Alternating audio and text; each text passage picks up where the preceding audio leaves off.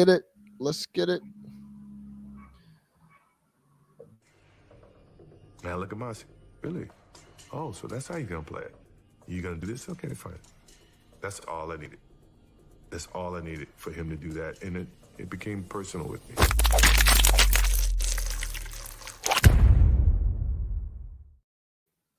What's really good, my people? Welcome into No Catch Up Sports Talk via Chicago. I am your host, Sean Little. Big Nick the Quick with me as always. First and foremost, you see the code, man. I got the Lakers 8 on. If anybody's just listening, I got the Kobe 8, man. I'm a Kobe 8 guy. Rest in peace, Bean. It's been a year. It's been a quick year. We'll touch on that, obviously. Super Bowl 55 is set, locked in. The Tampa Bay Buccaneers will be at home in Tampa. That should be interesting. It's Brady versus Mahomes, the GOAT versus the, I guess you can call him the future GOAT, the guy that he will be chasing.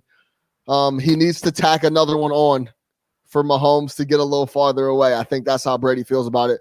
We'll obviously talk. Yeah, I think that's how he feels. But he's like, yo, I got to get as many as I can. He's just he just has to find reasons to be motivated now. Yeah, exactly. It's like, yeah, I need another one. I need another one. Why not, man? That's great. Why not? Let me get one more. Let's get another one. Super Bowl 55. Obviously, we'll touch on that. Chiefs Bucks. Then we'll get into the NBA. The infamous Brandon Scoop B. Robinson will be joining the show. He's got some Lonzo Ball news. He thinks Lonzo Ball is getting moved. We're going to talk about that. We'll talk about any other trades that Scoop B knows about, has on the docket, feels like are coming. We'll touch on that.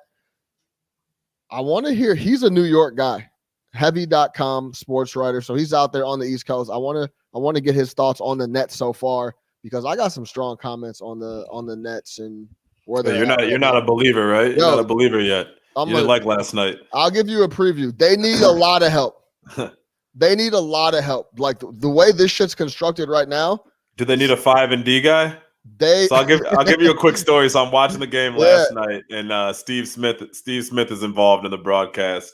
Yeah. And he's talking. He's like, yeah, man, you know, this team, everybody keeps talking about, everything that they need, and everybody keeps talking, they need a 3-and-D guy. They need a 3-and-D guy. He's like, they need a 5-and-D guy. They need a big guy that can play defense. And it was one of those things, like when I first heard it, it didn't fully register.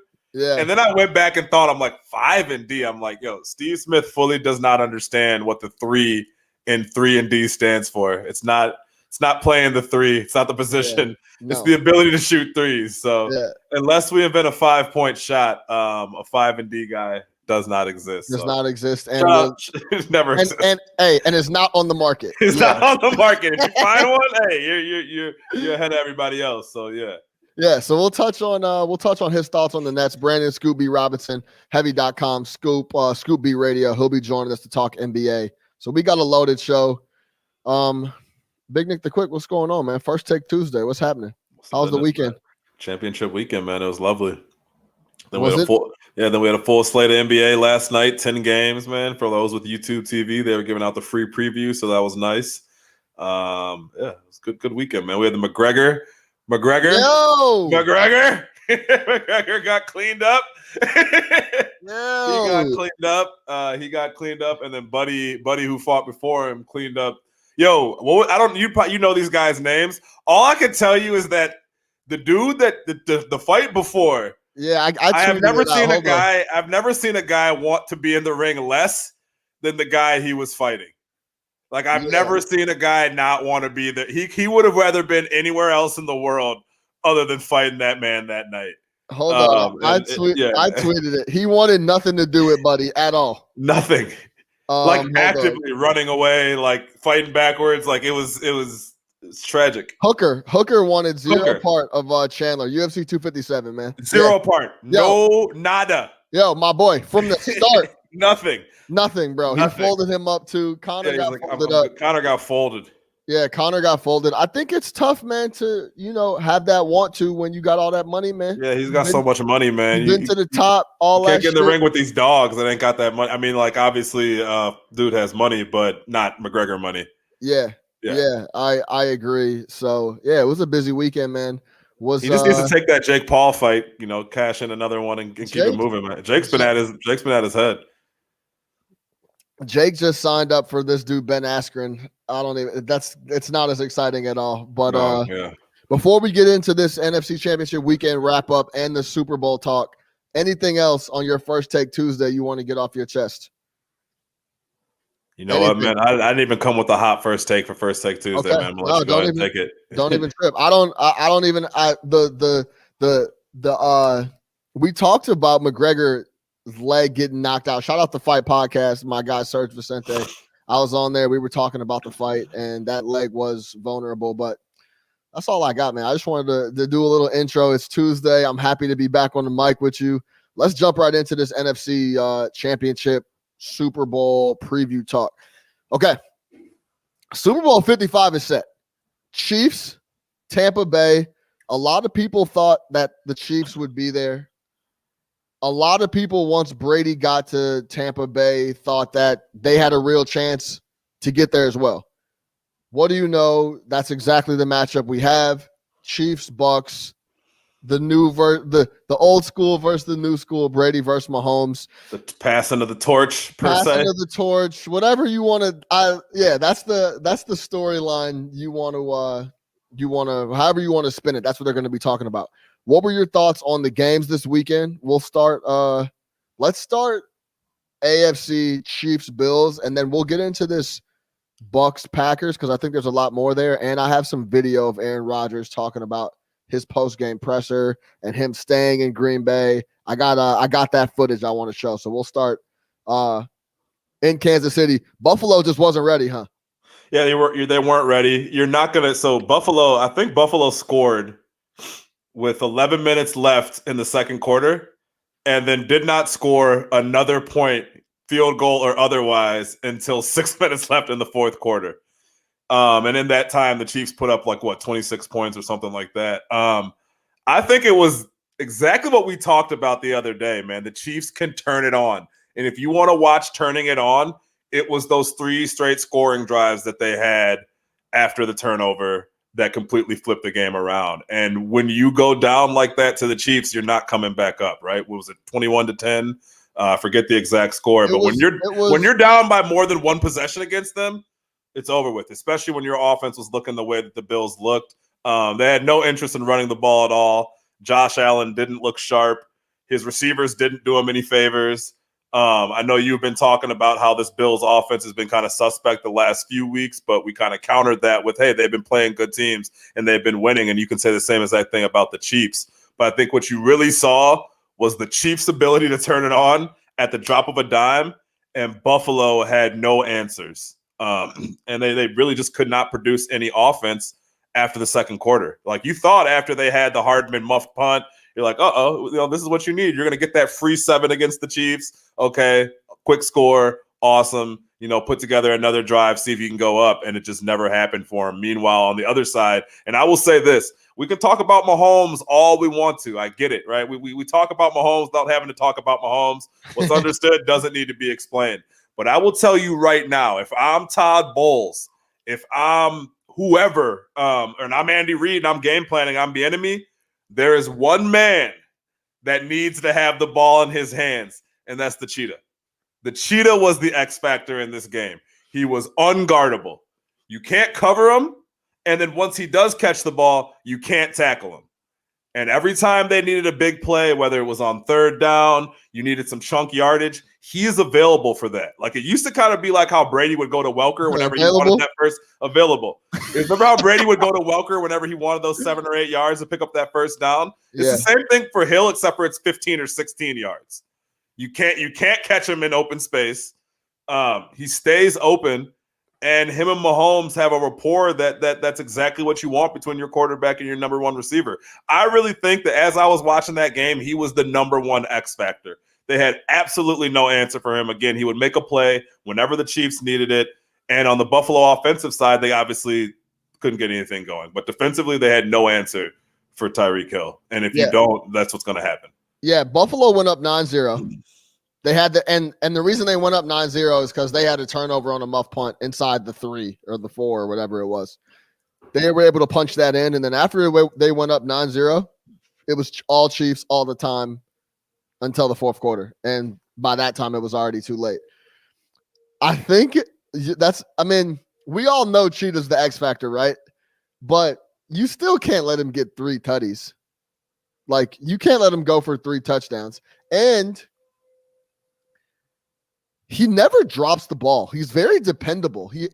I don't think he gets enough credit for that. When he's in the flat and they go to him on 4th and 1, like they did the week prior against Cleveland, he just doesn't drop the ball. He's very dependable. Doesn't take big hits. I don't think I've ever seen him get hit. He's always on the ground. He always jumps out of bounds. Go ahead. I was gonna say he did have one. He did a big drop on Sunday, but it didn't matter because it was in the midst of a million great plays. But yeah, right. He's dependable. Very, very dependable. Yeah, it feels almost dirty to call him dependable because he's so much more than that. Like, electric. He's electric. Well, that's what I'm saying. Like, he's electric. But the hands and the dependability are there all day. Just like Kelsey. Kelsey had a drop too, but he's Mr. Dependable. He makes plays, catches everything. It's And I misspoke on that. I forgot that they did have the field goals earlier in the game, but no touchdowns in between those scores. But and that's another thing. When they're playing like that, man, you gotta fuck the field goals. At some point, you have to make the decision, like, yo, fuck the field goals, and we're going for it because we can't get anything done otherwise. Like, you just gotta go for it. You can't keep putting the ball back in their hands. You can't keep giving Mahomes chances. Like, I think, and we'll talk about it more in the Packers game. I think sometimes these coaches, they get so scared to make the wrong decision by, like, going for it that you end up just playing it safe and you make the absolutely wrong decision by going out there and kicking a field goal. 3 points ain't going to get it done against these guys. 100%. And I don't think McDermott is getting enough flack for that. He should be. Yo, on the road against the Super Bowl champs that everybody loves, they're touted as the favorites to win the championship. Go in there, guns blazing. I feel like we said the same shit every week. Especially, like, okay, maybe if you're up 9-0 or you're up a touchdown and you want to take 3, okay.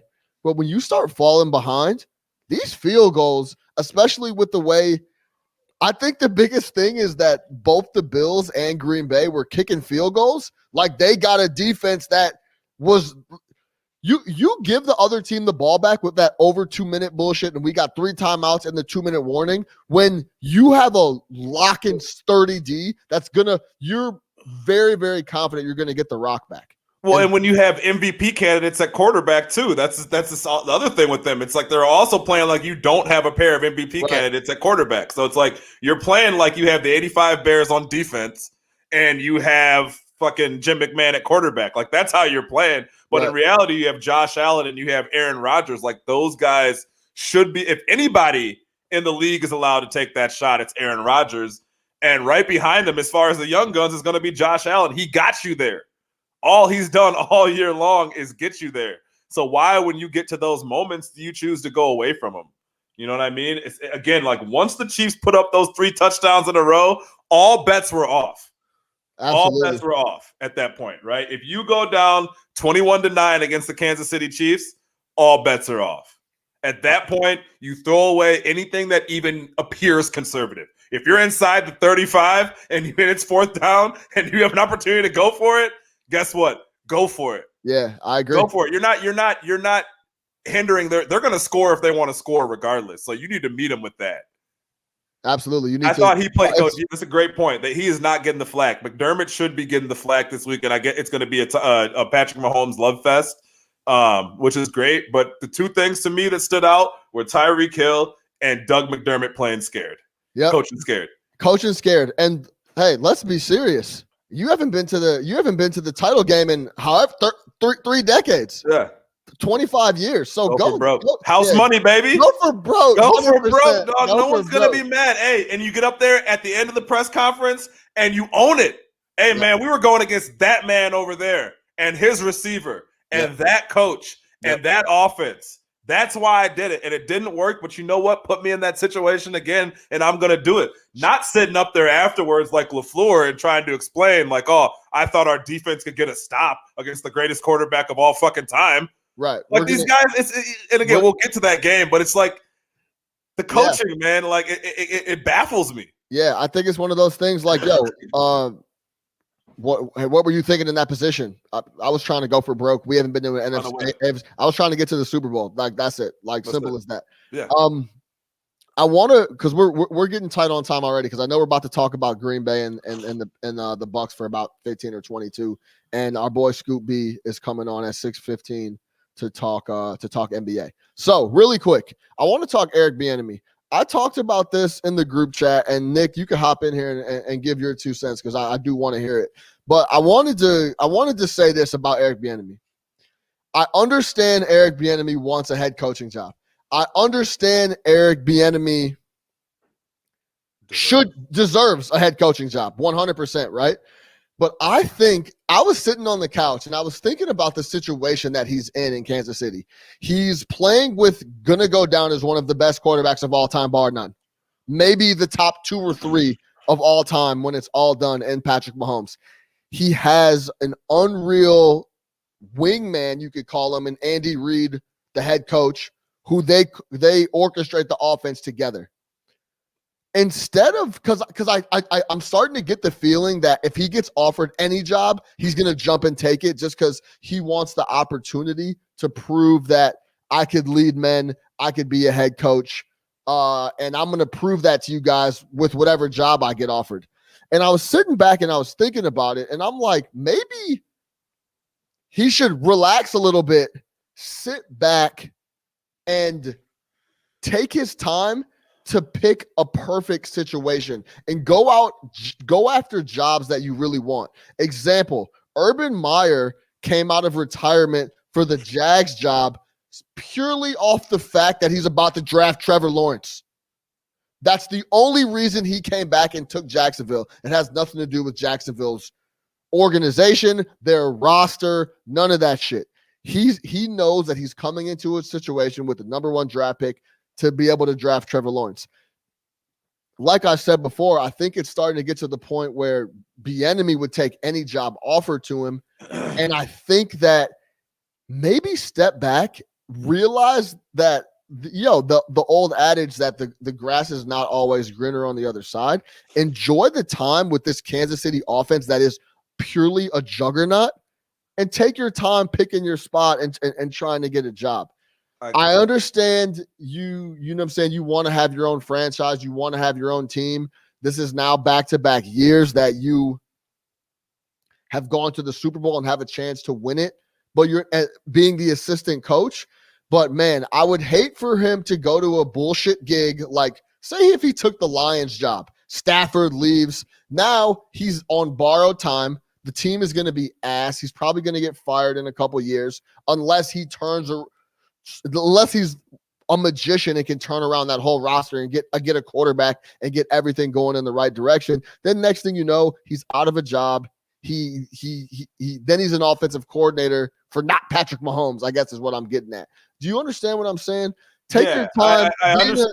Go ahead. I understand what you're saying. I could not disagree more for a couple of reasons. Number one, so you bring up the Urban Meyer thing, and let's just, there's 2 completely different situations. Urban Meyer could have had any job that opened up in the NFL over the last couple of years, right? So he was in a situation where he could sit back and wait for the perfect opening. We're talking about Bieniemy, who hasn't even been offered any jobs at all. So for him to sit back and be like, oh, I'm just going to wait for the perfect spot, it's like, how can you wait for the perfect job when you haven't even been offered the imperfect one? So in that regard, I don't think he has the luxury of sitting around and waiting for the right job to open up. Like most of these guys, he has to take the first one that opens up because there's only 32 of them and only 5 or 6 of them open up every year if you're lucky. That's number 1. Number 2, you said something that I thought was kind of telling. I want to be a head coach so I can prove to you guys. It's not about proving to you guys. He got into coaching, right? He got into coaching however many years ago, just like you get into any job that you want to get into, right? If you're someone who's looking to grow within your profession. There are a lot of people who are perfectly fine doing whatever they do, never moving up, and that's cool if that makes you happy. But for him, he clearly has aspirations to be a head coach for himself. Yeah, he wants to make it to the highest level of his profession, which is being an NFL head coach. It's the same reason that Brad Stevens goes to the Celtics. It's the same reason that any of these guys go to that next level from a situation that's already really good. It's that for yourself, when you get into these jobs, you want to take it to the highest level if you're that type of person. So if you're Bieniemy, you don't want to sit back when it's all said and done, having been an offensive coordinator for 30 years and say, man, this is great. I won 5 Super Bowl rings with Patrick Mahomes, but man, I really would have liked to have known what it had been like to be a head coach, right? He's already won 1 ring. He could be on his way to winning his second. And kind of like we see with a lot of different guys, once you have that jewelry and you've kind of accomplished that, it allows you to kind of make other decisions that are more selfish. And this one, it's not even a selfish decision, though. It's going up to that next level, like being in charge. You don't know what it's like going to work every day. He's not in charge, man. He's not his own boss. He doesn't decide how they practice. He doesn't decide when they take a water break. He doesn't decide what hotel they stay at. All that stuff matters, right? Outside of the coaching I aspect get of it. And it's No, stuff listen, that he wants to do. Listen, I get it, but I put it in like the situation. Well, let me address a couple things you said. One, he doesn't have the pick of the litter. There's no doubt about that. He's obviously been struggling to pick up any litter. He's been trying to get an offer. He's been interviewing he's on double-digit interviews now without getting a job. Getting a job, right? Yeah. I get that. I understand that. I just feel like eventually there's going to be some spots that he could have, an opportunity to get a job. I just don't want him to get in the spot where he's taking any job and and I don't think he's taking for granted that he's working with Andy Reid and Pat Mahomes and all that. But I kind of compare it similar to like when one of the players, like Trevor Ariza, leaves the Lakers or whatever to go play for someone else for more money and do it, and they get to the other squad for all this bread, and they're like, man, this is no fun. We can't win any games, and I'm getting ridiculed in the press conferences every week, like you would be if you were on a bad team. That's my other point. The second point, to just what you said the second time about. But what about his legacy, though? Like, I mean, what about 20 years from now? No one will remember Eric Bieniemy, the offensive coordinator. I'm not saying be an offensive coordinator 15 more seasons. I'm saying strike when the iron's hot. The iron's gonna be hot to the motherfucker for the next how many years? You think? Apparently not. Wouldn't it be hot for anybody else right now? Like, wouldn't it? Why is it not? It's not hot. What I'm saying. So he has to take whoever's there. Go ahead. Sorry. Yeah. Okay. I guess I don't. For me, I know what you're saying. I know what you're saying. Yeah, you don't want to be I just don't want him to be in a spot where any job comes up, he's like, I'll take it and I'm going to make this shit happen. I just want it to be a right situation like it is for Urban Meyer. You know what I mean? That's such a good situation. Like that's what I want for Bieniemy. And the second thing is I 100% know that he's doing he should fake a heart attack. Yeah. Yeah. Disappear and then come back, right? Like Oh, y'all need a head coach? Oh, is that the NCAA investigator? Oh, I don't feel well. Guys, I'm done. Yeah, I'm done. Exactly, right? So, and then the second thing is he's 100% doing it for himself. Yes. But I 100% would believe that he wants to stick it to everyone like, yo, y'all, everyone passed up on me. If he wants to be successful for himself and to let everybody know, like, y'all passed up on a head coach multiple times. And some of those teams that passed up on me are still at the bottom of the league. So I did want to say that about Bieniemy. I think it's interesting. Hey, get a contract extension. Tell Andy Reid, like, yo, I need 70% of what a head coach makes. Yes. Continue to have that help your wounds of not getting a head coaching job, and continue to crush other teams on offense with Pat Mahomes year after year. Yeah, I'm sure he's getting his money, man. I'm sure the Bieniemy family lives nice, but I think again to like legacy, and we can end this with this, but I think like at the end of the day, like his legacy, if he cares about that, no one's going to remember the offensive coordinator of the Kansas City Chiefs. They'll remember the head coach, the quarterback, and I get that, but I think he's known, and I would like him to get a job down the line. I'm just saying, hey, it doesn't need to be this year. Hey, if you don't get a spot that you agree or you think they don't want you, wait another year. Fuck it. Go win another Super Bowl as being the offensive coordinator on Kansas City Chiefs. So let's move over to Green Bay and the Tampa Bay Buccaneers. Tampa Bay Buccaneers. Scared money don't make no money. Hey man, I thought Green Bay was going to take care of business. They did not. I think the key to the game is very simple. The difference in the game, the Bucs had 3 turnovers. Rodgers converted one of them into points, and the other 2 were 3 and outs. 6 points off turnovers. The Packers turned it over twice. Tom Brady punched both of them in for touchdowns. That's the game's over right there. And the game was over at the half when they gave up a touchdown. Oh my God. That was like some Chicago Bears shit. That was the coverage, the play, egregious. It should have never. Tom saw that and was like, "You got to be kidding me!" Like in his pre-snap read, he saw that. He said, "Wait.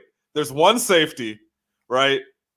There's this Kevin King guy who I've been burning already today. He's playing inside, and I know Scotty Miller is going to take a step outside. Oh, this is easy. This is money. I'm going to throw this and turn around and walk back to the locker room. I don't even need to see it. This is easy." And I'm going to say this, man. Brady looked vintage. He didn't look like I think 2 quarters. I think he has a really hard time against New Orleans. He does not want to see New Orleans. Yeah, he doesn't like playing against them. He does not want to see those boys, their defense, the Superdome, none of that. But outside of them, the early in the gameplay where he looked left, came back right, and threw a dart over the middle that was dropped. Yeah. I was like, like this looks like very vintage Tom that I've seen. Or the first touchdown, a little over the top right here. One of those guys. Like it was he. If you would have told me that Tom Brady played one good half and one, I don't even know what you call the second half with some of those picks. Yeah, I would have been, and that the Bucs won. I'd be like, oh, okay, so he started off the game terrible and he finished off lights out. It was the exact opposite. He started off the game lights out.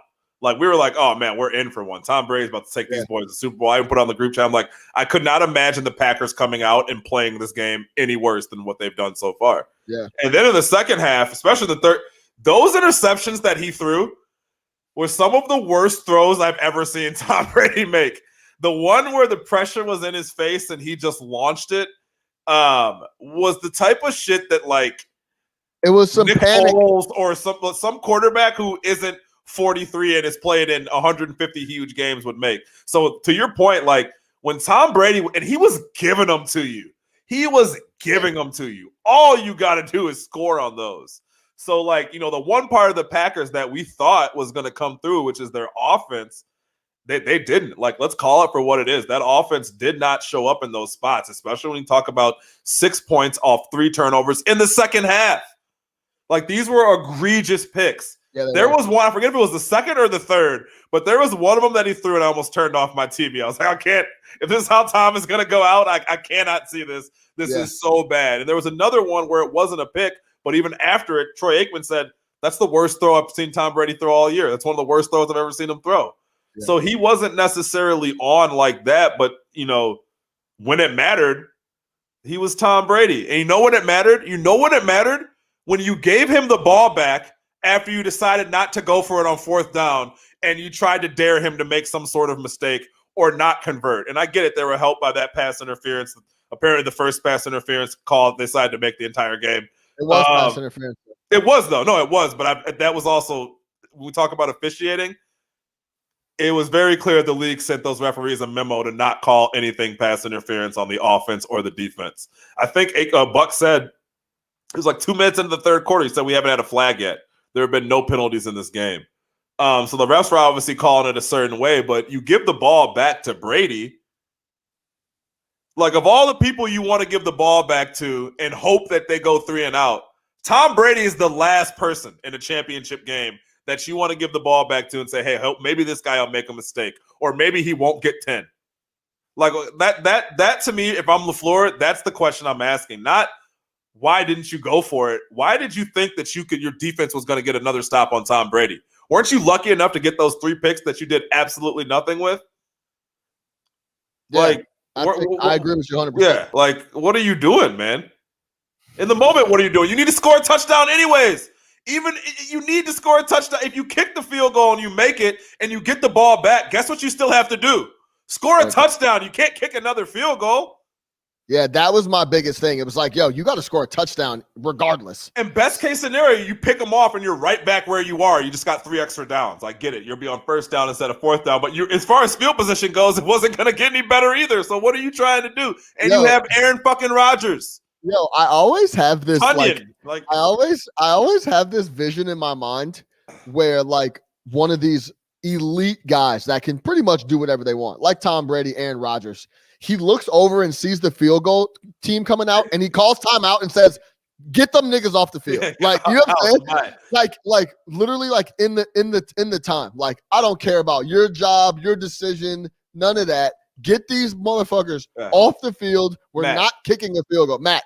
Like live on TV, like yo, you know, like Jay Cutler told Mike, like yo, tell Mike to fuck off. Tell Mark to go fuck himself. Yeah, like I would love for one of these guys, because if we're being honest, they're untouchable. They can do whatever they want. Like Rodgers could have looked over, saw the field goal unit come on, bang a timeout, and be like, we're not doing that. Yeah, that's not happening. Like, get them out of here, bro. It's not happening. Zero chance.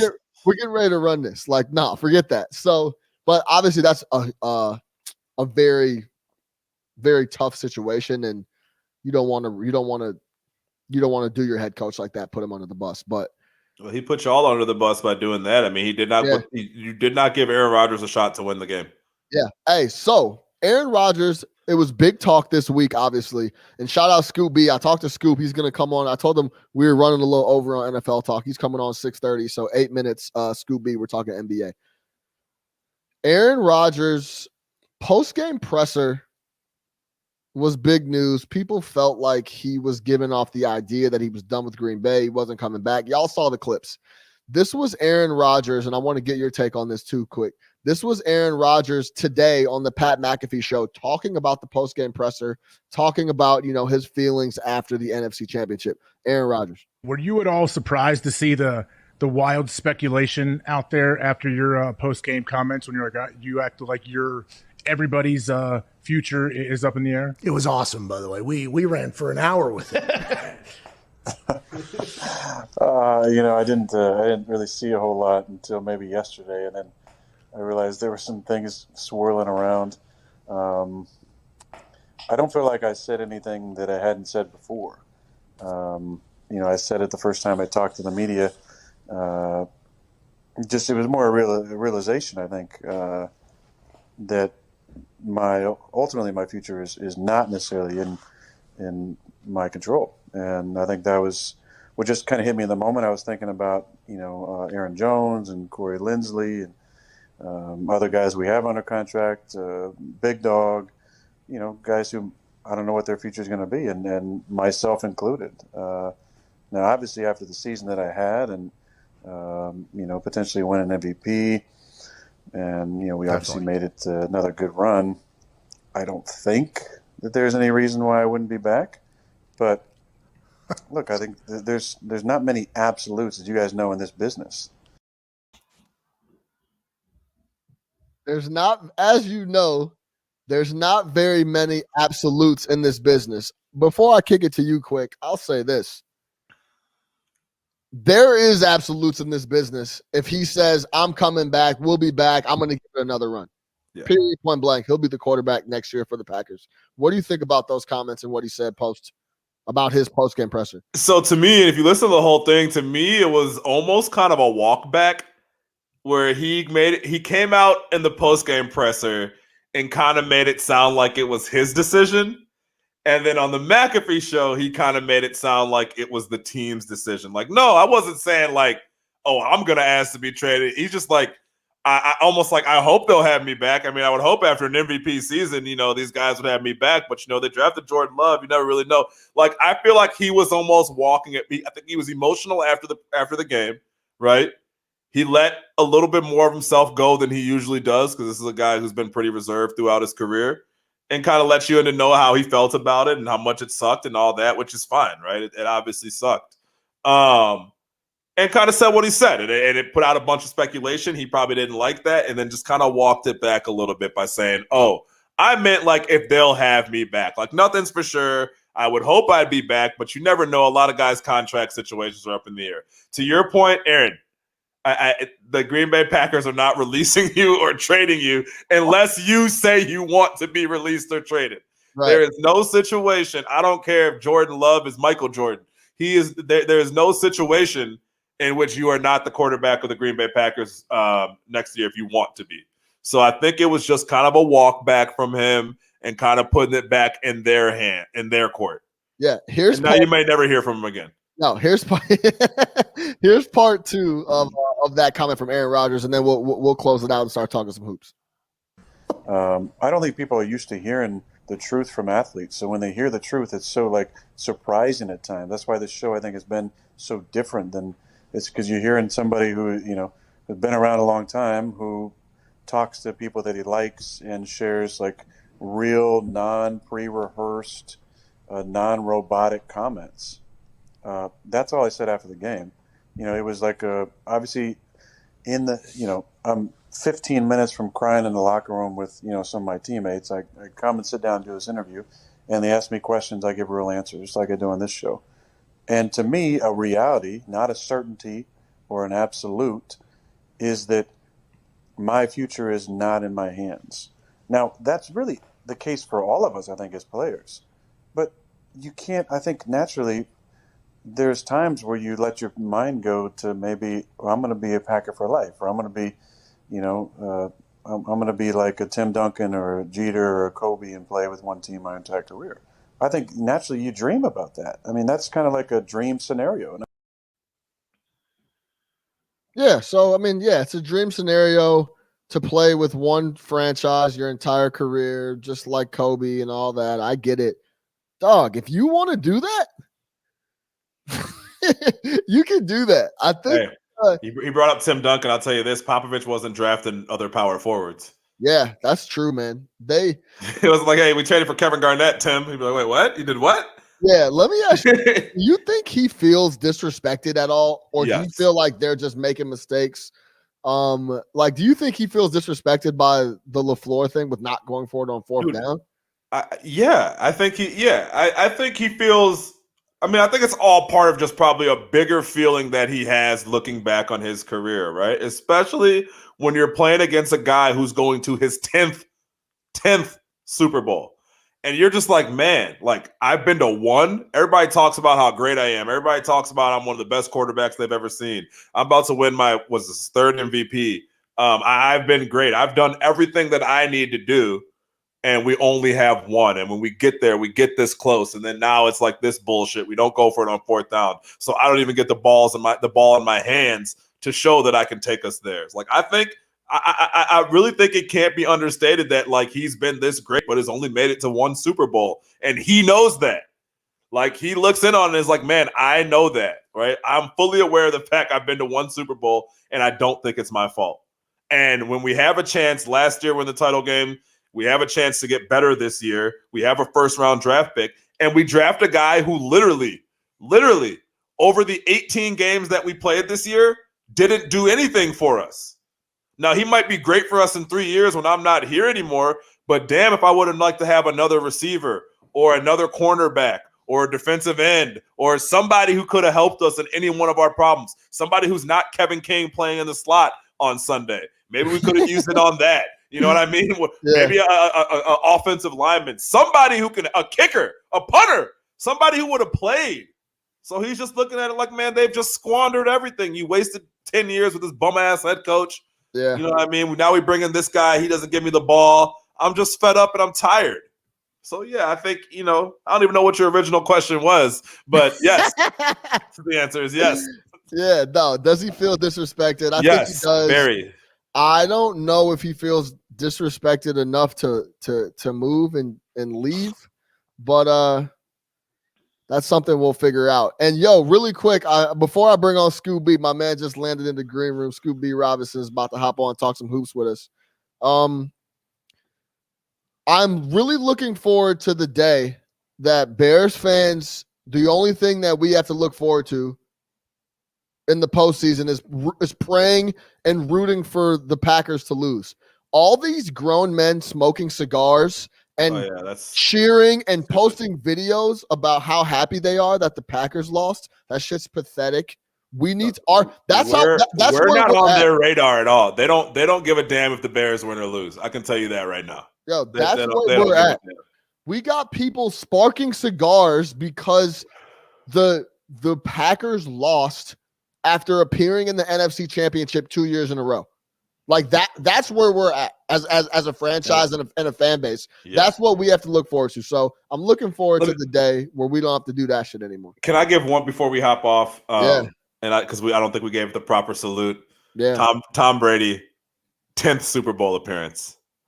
Yeah. I don't want to hear it. I don't want to hear it. Yeah, it's real. Save your conversations for another day.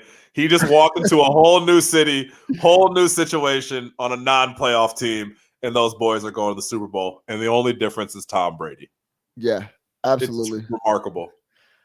Shout out Tom Brady. Salute the GOAT. Shout out Tom the GOAT. He's Tampa. he's we'll He's see different. He's different. He's going after number 7, which is insane. Insane. At 43 on a new team. Yeah. Yes. So, all right, we're about to bring on the boy, Brandon Scooby Robinson. Look, Lonzo Ball trade. He fired off some tweets.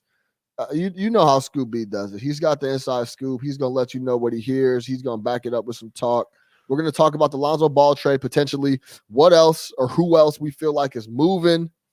We'll talk some Nets, and then we'll talk Kobe, man. Rest in peace, Bean. But without further ado, welcome on the curator of culture, the big dog, Scoop B Robinson. My man, what's happening? Hey, what's going on, everybody? What's going on, man? Oh, they got the Morgan State jump off. Yeah, I threw that on real quick. I had a tank top on under here, so I thought it's working at home. Shout out Morgan State. Yo, Scoop, I appreciate you hopping on, my boy. Of course, man. Thank you for having me on. I gather you have a Kobe Bryant Lakers jersey on. Man, number 8, bruh. I'm a number 8 guy. I'm a Kobe 8 guy. When people ask me who comes to mind first, it's Kobe number 8 always. I think about 24. I know 24, obviously, but number 8 comes to mind first. Fro Kobe, baby Fro Kobe is who I think of when I think of Bean and Moon Boot Kobe. Moon Boot Kobe. When he was going at folks, that's who I think about. There you go. Yeah, what's wrong with it? That's what's up. So, yo, Scoop, you the infamous Scoop B, heavy.com. Scoop B Radio, all over the place, always giving the people, NBA information. You recently dropped a nugget on Lonzo possibly being on the trade block and the Bulls possibly being a landing spot. You named a couple other squads, but tell me what you know about that Lonzo deal, him being on the block, and where you see him possibly going. Yeah, so I actually tweeted that information Inauguration Day last week about a potential move for I was getting ready to say the Los Angeles Lakers' Lonzo Ball, but the New Orleans Pelicans' Lonzo Ball. At the time last week, teams that I was told had interest in Ball included the Orlando Magic, the New York Knicks, the Los Angeles Clippers, and then I tweeted today another team, one in Chicago Bulls, who could make moves in that regard. I know Shams Charania he wrote an article, put out a report today, discussing New Orleans potentially being buyers and sellers at the trading deadline because they're really looking to build pieces around Zion Williamson, Brandon Ingram, Josh Hart, etc., understand Van Gundy, and just Lonzo and the Pelicans essentially, with Jrue Holiday being traded this past offseason and then go to Milwaukee Bucks, basically you shifted Lonzo in a lot of ways to a 2-guard role, but really he's not a spot-up shooter kind of guy.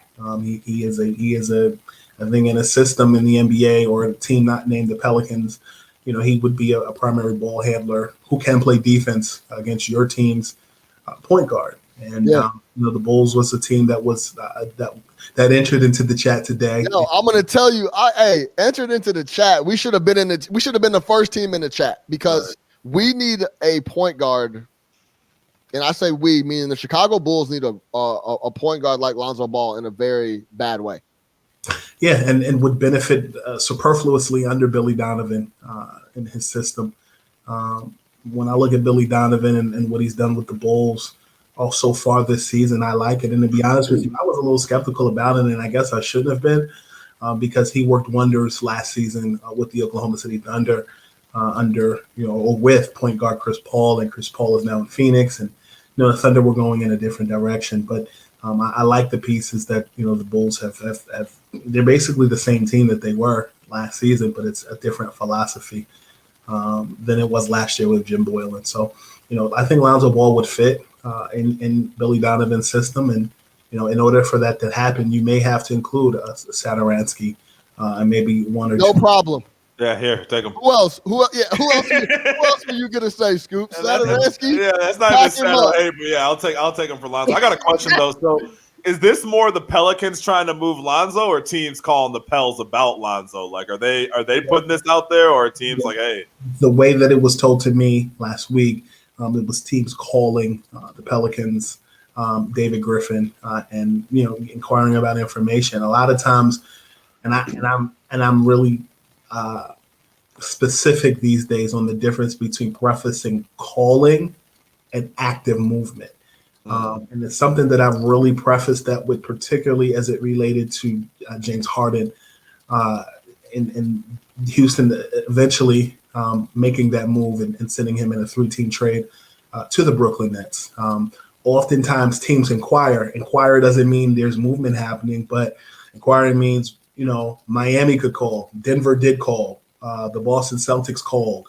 I think I said Miami. Brooklyn called them multiple times. Philadelphia called. So it's a matter of inquiring and the teams doing their due diligence with their basketball operations to kind of put pen to pad on a board in a war room. Those really do exist in NBA front offices. I sat in in an office with I won't say the team, but with a team and kind of got the lowdown on those war rooms and how all of those trades and those proposals happen and how, all of that takes place. But there is a war room, and you have basketball operations people who actually do discuss pros and cons of each player. So a lot of it is real. So that's interesting because a lot of times, we'll see it on Twitter like, oh, there's been talks. Yeah. And we instantly jump to, oh, they're trying to trade such and such. But what you're saying, it could be just as simple as someone's name is brought up. And it's like, hey, let's just call Philly real quick and just see what they got to say about this guy. Hey, Sean, and that leaks, this right? is cool. I'm wondering about Lonzo. What do you think? What do we have on our roster that would be beneficial to you? We'll pass. See you during All-Star. Like stuff like that. And that's reported as serious trade discussions sometimes, right? It depends on who is. Depends on who's leaking shit. Right. Yeah, I mean, because like for example, the whole Anthony Davis to the Lakers situation, when those conversations, like I'm not sure how far back you're familiar with my reporting, but I'll go back to 2018 when I had a lot of information relating to the Los Angeles Lakers. Sometimes depends on who your intel person is. Are you getting it from a player perspective? Are you getting it from a front office perspective? Meaning Magic Johnson or Rob Pelinka may talk to somebody and they say something. Are you getting it from an agent's perspective? Are you talking to Rich Paul or somebody at Clutch? And when you talk about leaking, I mean, there are conversations that everybody has. The conversation from a player is going to be different than the agent and is going to be different than the front office person. But sometimes, an individual will say something to someone with a ton of followers to see how far it goes. So it really depends on who you ask and how keyed in you are with front office folks versus the agents and the players themselves. Yeah, let me get back to the fundamentals, right, of hoops. What's wrong with Lonzo? Why isn't he coming into his own? I know he had a decent year last year before he got to the bubble where he struggled, but I still haven't seen the guy I saw at UCLA, man. It's interesting. I had you know what I'm saying? So I had a conversation with ESPN's Jay Williams on my Heavy Live with Scoop B show over at heavy.com. You guys can check that out at heavy.com as well as the YouTube channel, and you can subscribe to Scoop B Radio where you'll find those old episodes. And one thing that Jay Williams discussed was he believes that we need to kind of retemper the expectations that we actually have for Lonzo Ball. I think coming in, leaving UCLA, playing for the hometown Lakers, and being from Chino Hills, California, a stone's throw from Staples Center, you're the hometown guy. You have all of this bravado, the big baller brand, your dad, and more. You switch agents a few times. He went from his dad being his agent to Rock Nation representing him to now Rich Paul representing him. It's been a lot of bravado. And one thing that Jay Williams said to me is he believes that the expectations need to be reset, because I think multiple times it's easy to make the comparison to Lonzo Ball, right? He's biracial, or excuse me, to Jason Kidd. He's biracial. He's tall. He's a pass first point guard. At times he struggles with the jumper. I remember when Jason Kidd was playing for the New Jersey Nets. Then the New Jersey Nets, people used to call him Ace and Kidd because he lacked a J.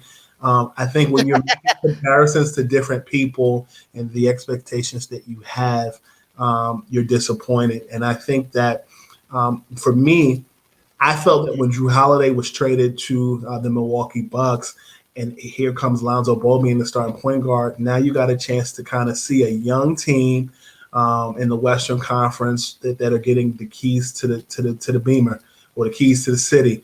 And you could drive you think you're driving 70 on the Pulaski, but you're really driving 100, driving in a Lexus truck.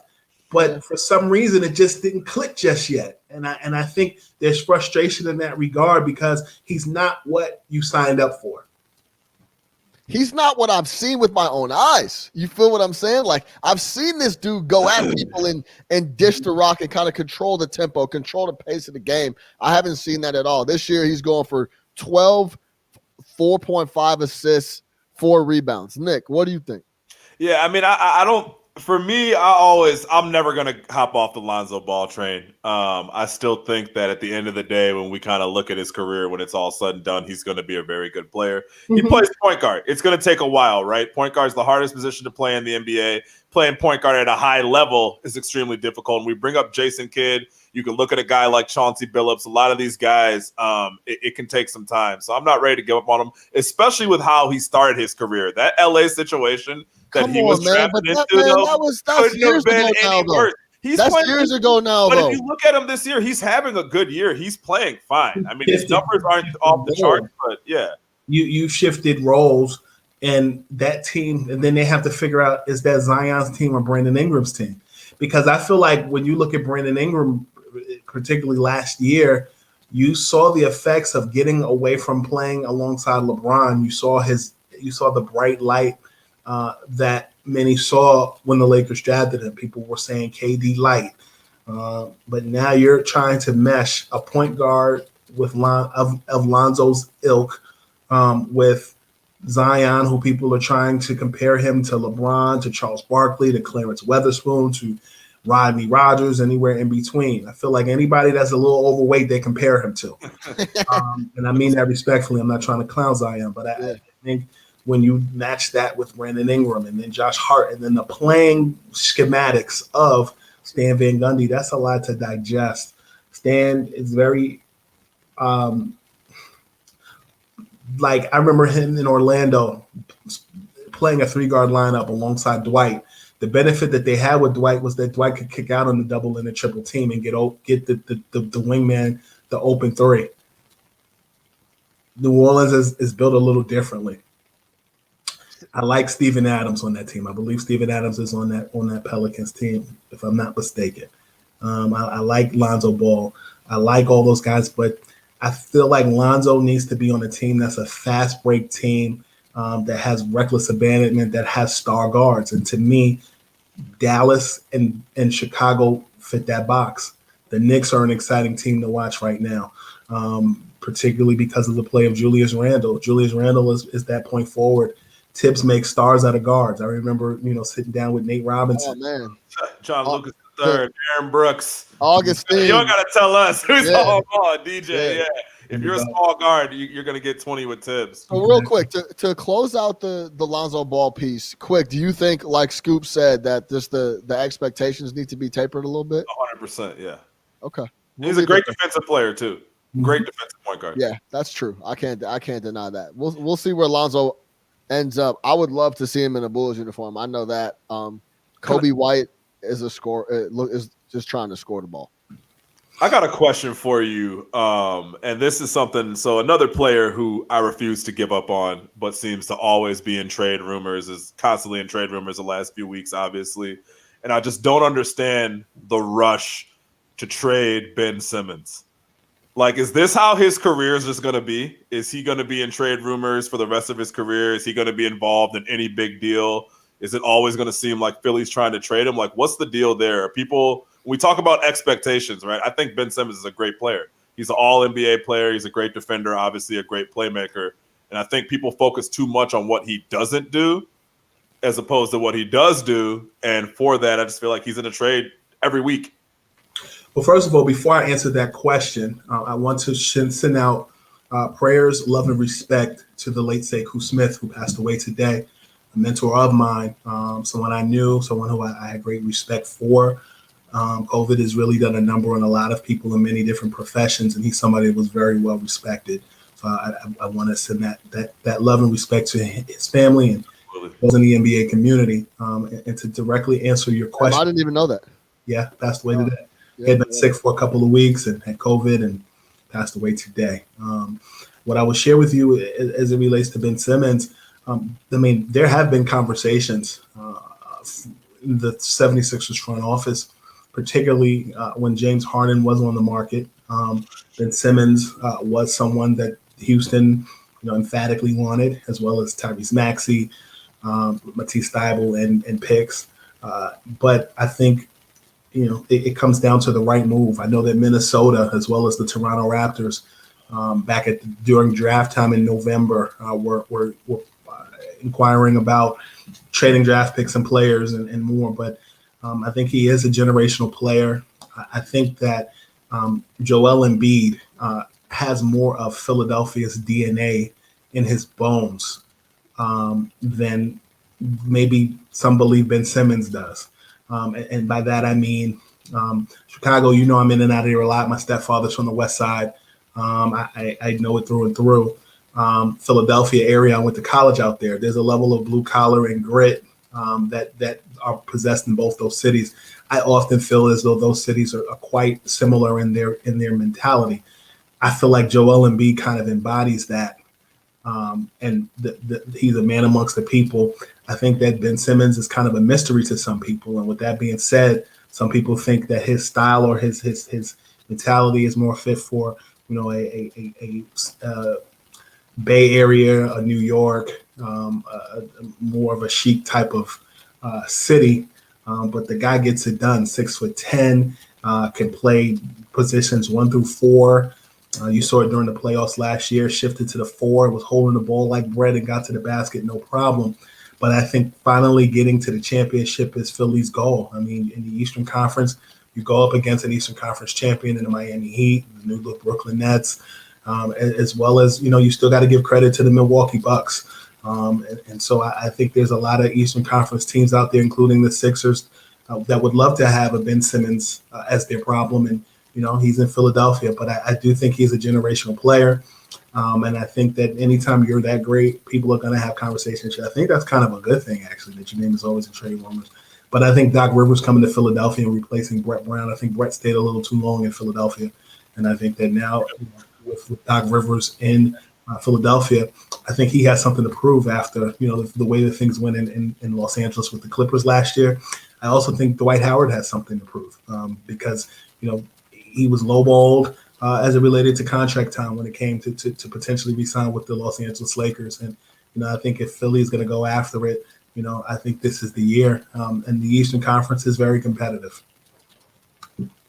Anybody else that you foresee getting moved or needs to be moved? I know we talk about Brad Beal, free Brad Beal, all that type of stuff. I guess this is actually a really good precursor into us talking about the Nets, because I think the Nets are in dire straits. I think as presently constructed, they can't beat. They're like the 5th best team in the East. Maybe 5th is a little aggressive, but maybe the 3rd or 4th best team in the East. But I truly believe that watching those guys, how they are currently constructed right now, they look bad, in my opinion.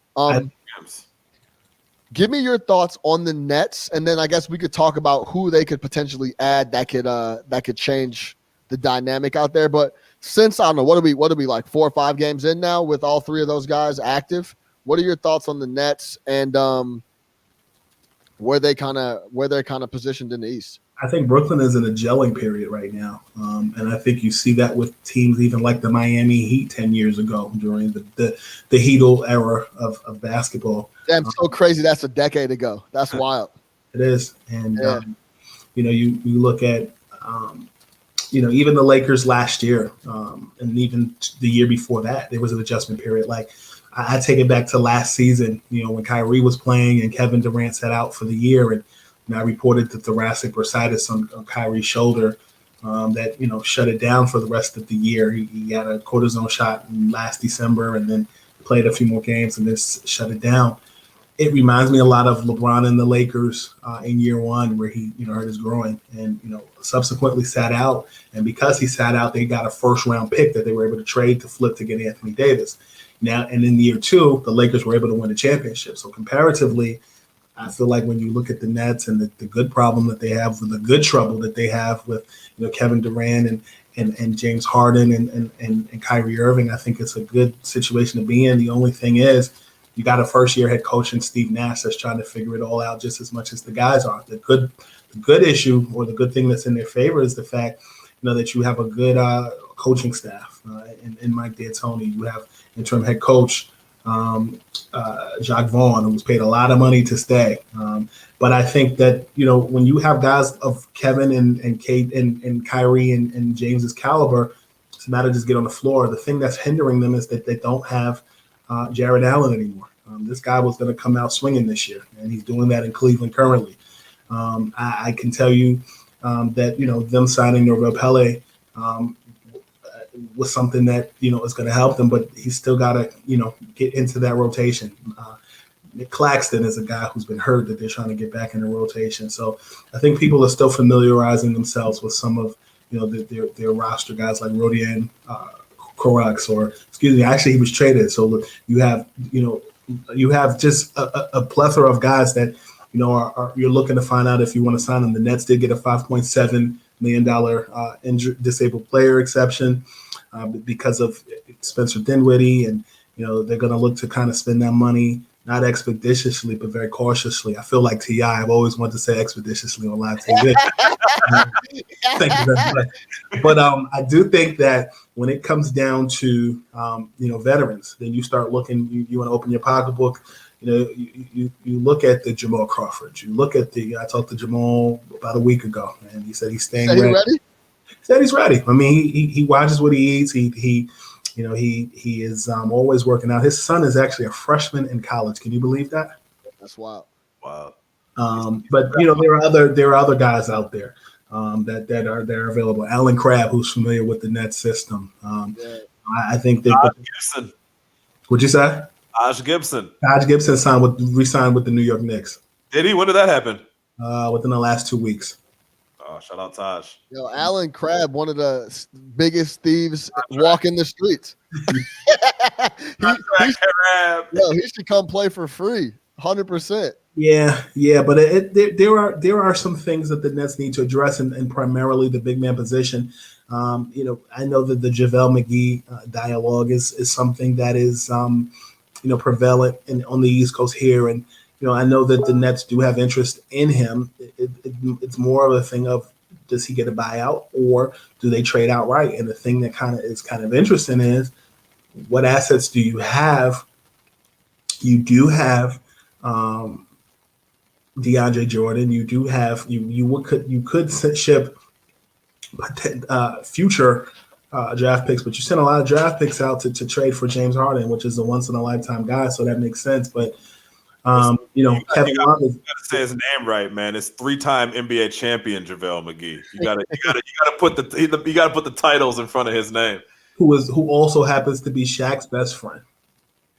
Yeah, now I really Shaq's in the pool, right? Yeah, but I definitely think that the Nets do have that 5.7 million provision to go out and get some guys.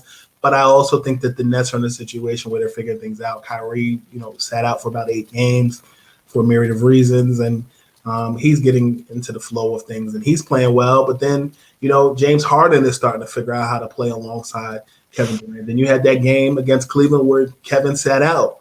So all these guys are kind of figuring out their roles and how the rest of the roster blends. I think somebody who doesn't get enough mention and attention is Joe Harris. He's a monster. He signed him to an extension this past offseason. I think it's somewhere between 57 or 75 million. I don't remember off the top of my head, but shooting the lights out, making. Oh, he's been keeping them afloat. If you're watching, he's been keeping them afloat, bro. They were last night, they were struggling all game until the fourth. They ended up winning the game by double digits. But man, Joe is a major part of that squad right now. Mm-hmm. No doubt about it. No doubt about it. All right, let's leave the Nets there because we're going to be talking about those guys every single NBA conversation we have. Let's get to a little Kobe, and then we'll close it out on biggest takeaway so far. We'll get you out of here, Scoop. Kobe Bean Bryant, a year ago today, passed away. I know we all remember where we were, all that type of stuff. But I was getting sad watching all the coverage, so I did want to focus on one of my favorite moments about Kobe. And I guess I want to pose that to you, Scoop. Kobe has a lot of big moments, a lot of memorable moments. What is one of your favorite Bean moments that you kind of thought about today with all the coverage? I'd be honest with you. Is it 81? Is it him winning a championship? Is it how he carried himself, how he talked? So you know what I'm saying? What's I'll share with you. I knew Kobe. Okay. Know his family, know him, and literally went to college down the street from Lower Merion High School. Okay, word.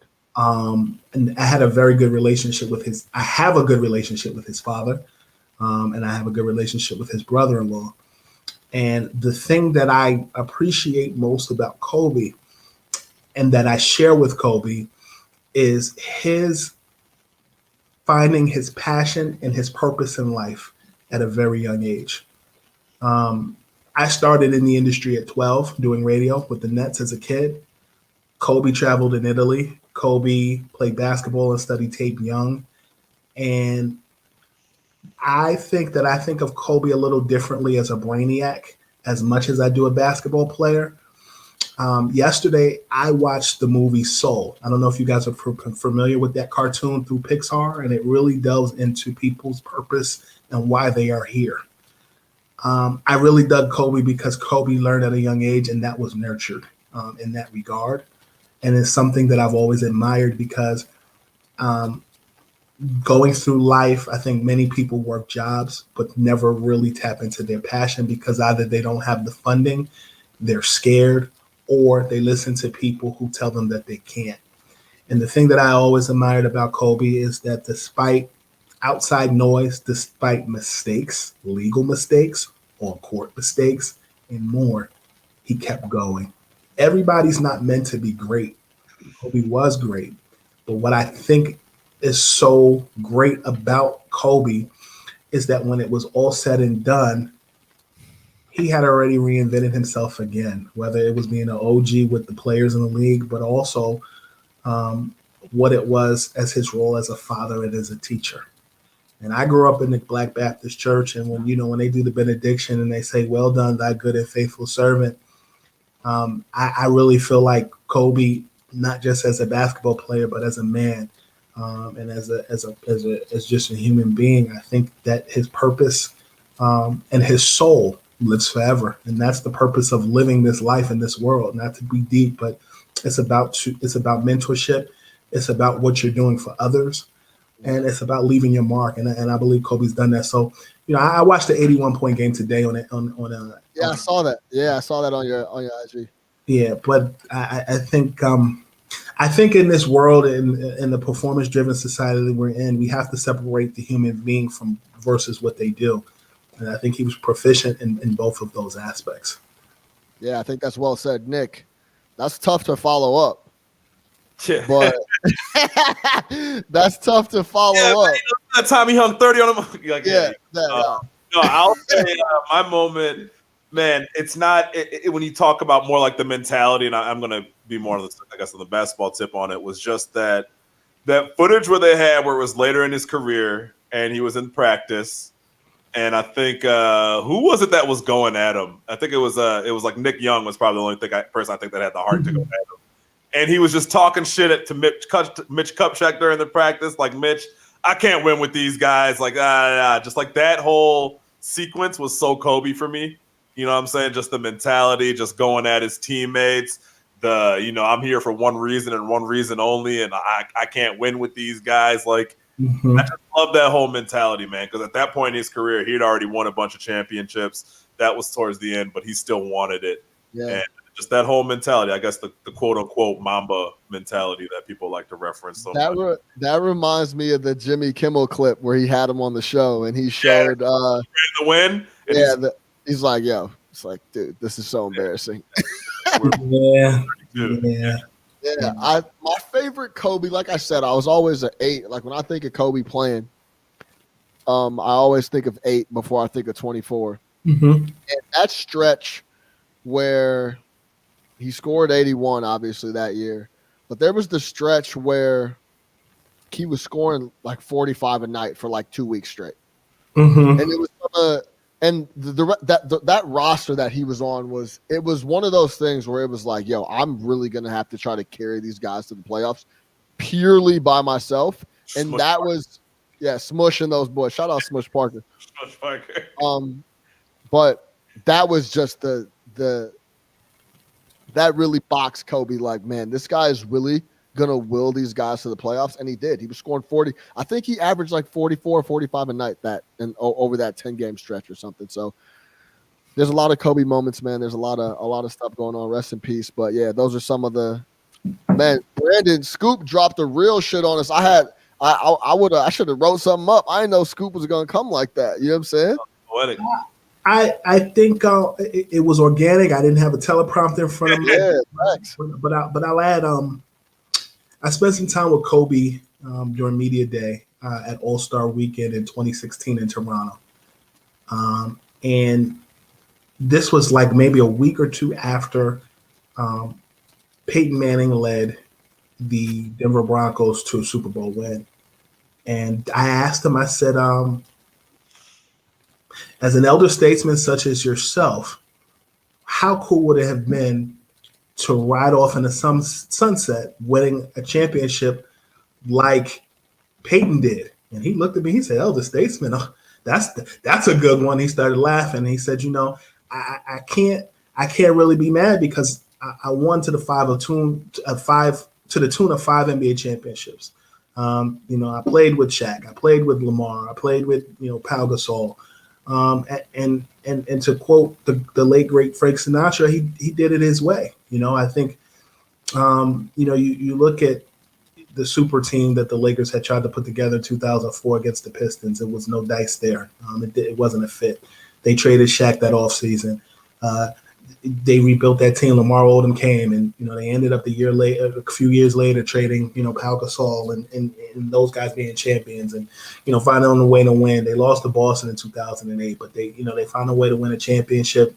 After Shaq, I think post Denver, Colorado, and post Shaq, Kobe found a way to have his own team. He played for one team, 18-time NBA All-Star. I think on the court, his accolades are great.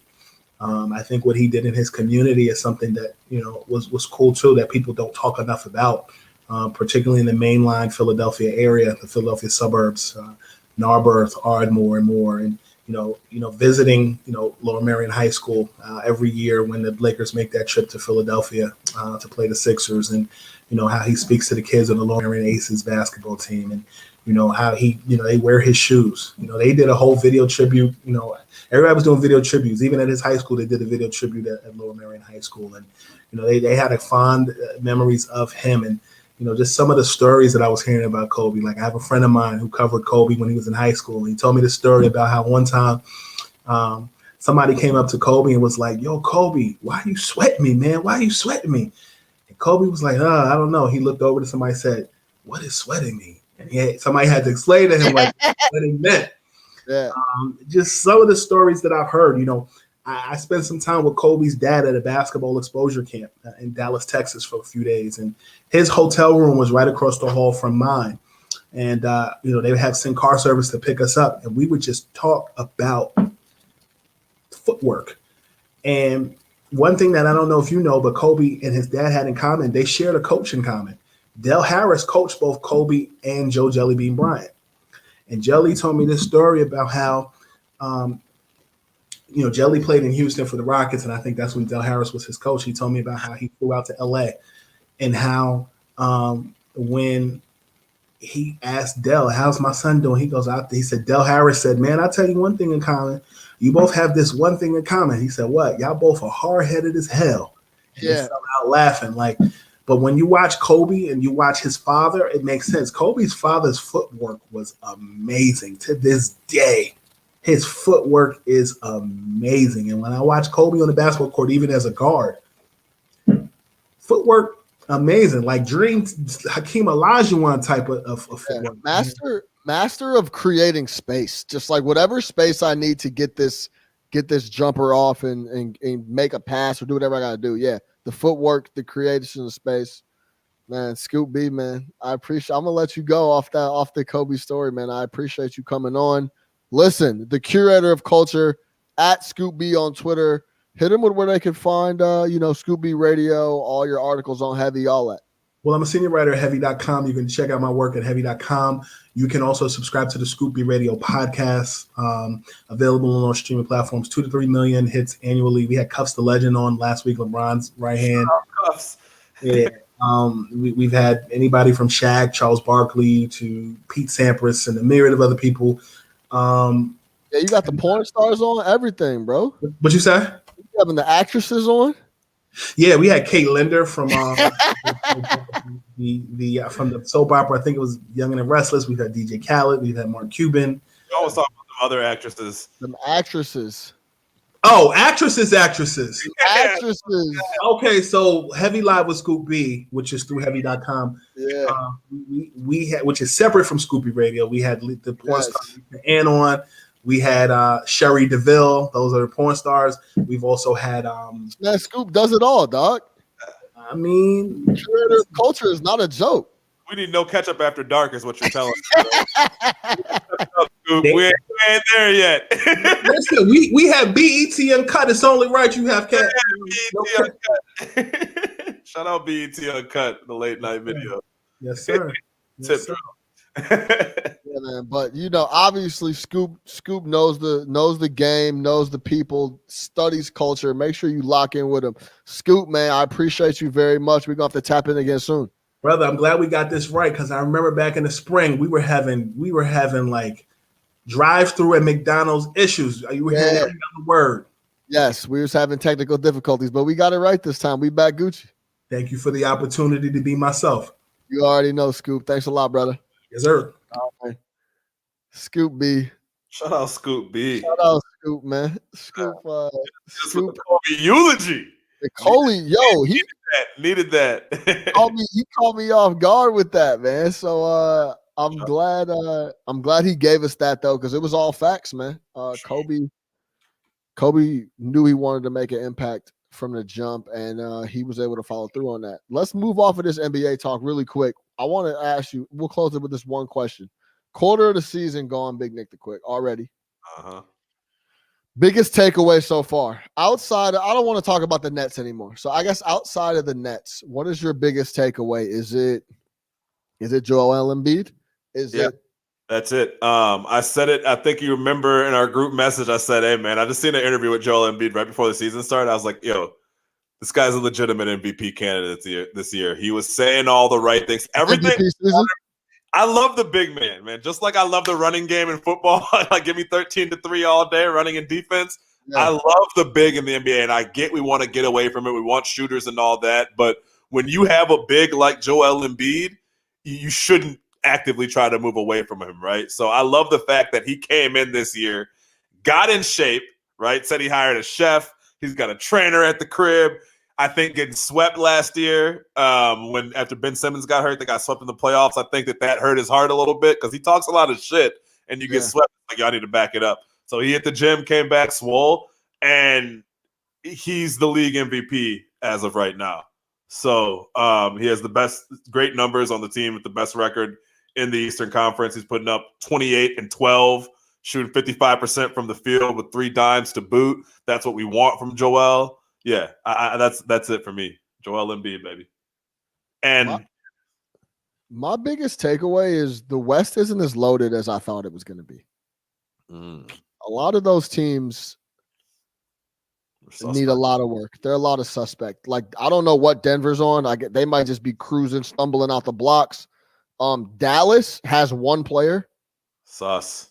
Porzingis is back, but that's why I wasn't buying the Luka MVP thing. I'm like, yo, their team isn't good enough for him to win MVP unless they win like a bunch of games because of him. But the roster was not. I was like, pump the brakes on that.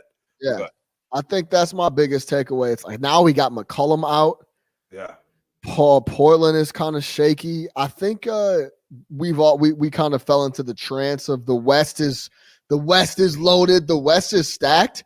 And the West looked like that. There's like a legit. There was always 2 top teams, but that looks like there's only 2 teams. Like people were talking about Denver can compete for the West, and the Jazz.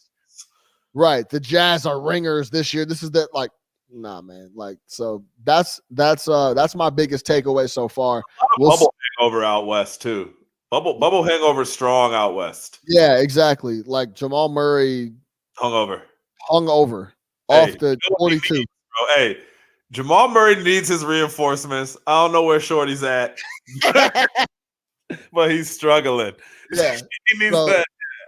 That's my biggest takeaway. My biggest takeaway is that currently that the West is loaded, the East is sus. I think it's flipped. I think the East is very sturdy right now. So who's your guy? Let me ask you this then. Yeah. Who is your NBA Finals 2 teams?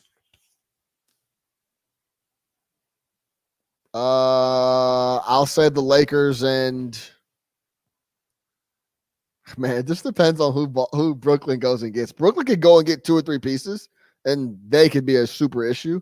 But Lakers, I can't say the Nets, man. They look really bad. They need a lot of help to me. So you're out on them as of right now. I know that. Yeah, I don't know. I'll say Boston.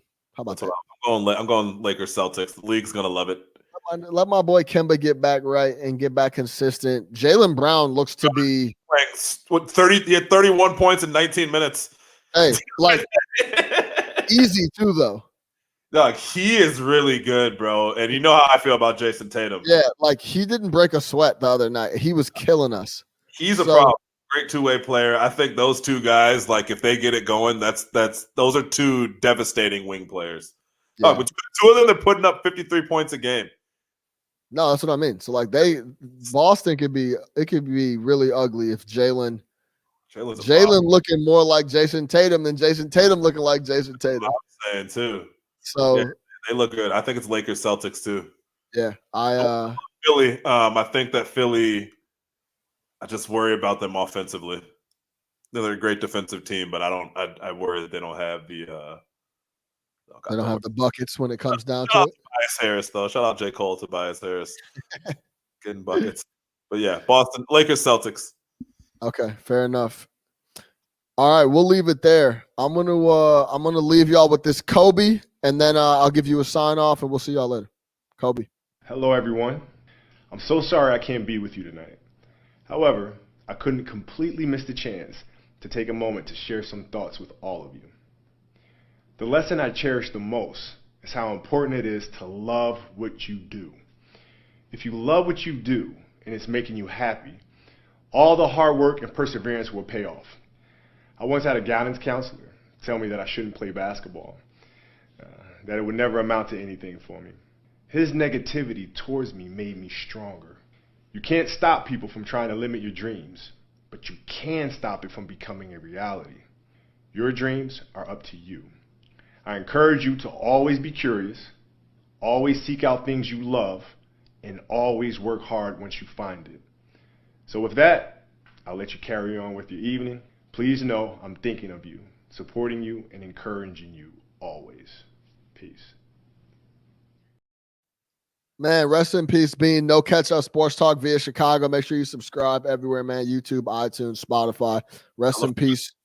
Yeah, rest in peace, Kobe Bryant. For Big Nick the Quick, I am your host, Sean Little. Shout out Scoop B for coming on. No Catch Up Sports Talk via Chicago. We out of here.